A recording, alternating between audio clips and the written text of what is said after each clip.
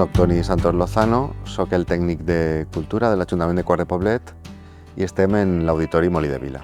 És un lloc on molta gent té un lloc d'expressió cultural, no només de gaudir com a espectador, sinó també és un lloc de democratització de la cultura. Després del pas de la Dana vàrem tancar l'activitat perquè va estar prou afectat. Sobretot la part tècnica, els magatzems, els camerinos, i també vàrem perdre molt de material. Aleshores era absolutament inviable fer activitat cultural així. Ha sigut complicat i ha sigut una adaptació contínua. En el fons hi havia sempre una intenció que era continuar en la programació cultural fora com fora.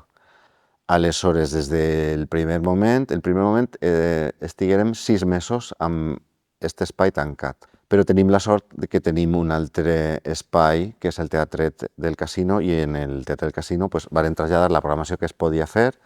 L'altra es va ajornar amb el compromís absolut de tornar a fer aquestes obres en l'auditori quan es poguera fer.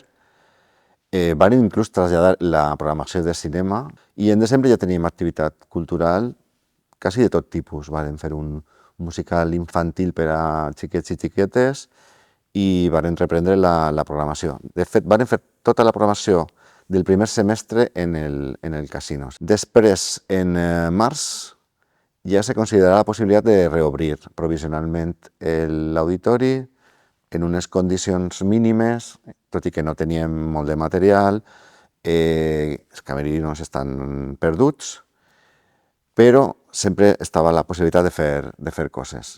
Sobretot a nivell associatiu, a nivell professional, plantejant que era més complicat. I sí que vam fer algunes coses de banda, que era molt fàcil, perquè era pujar així a l'escenari i se podia gastar sense cap problema.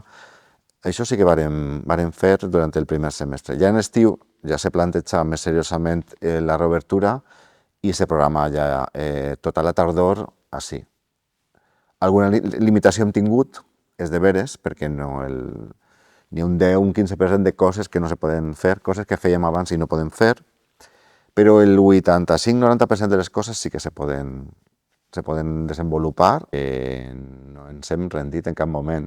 Vull dir que tot i les dificultats, que així han sigut prou, però no tantes com en altres pobles, hem intentat en tot moment oferir una programació cultural per a tothom.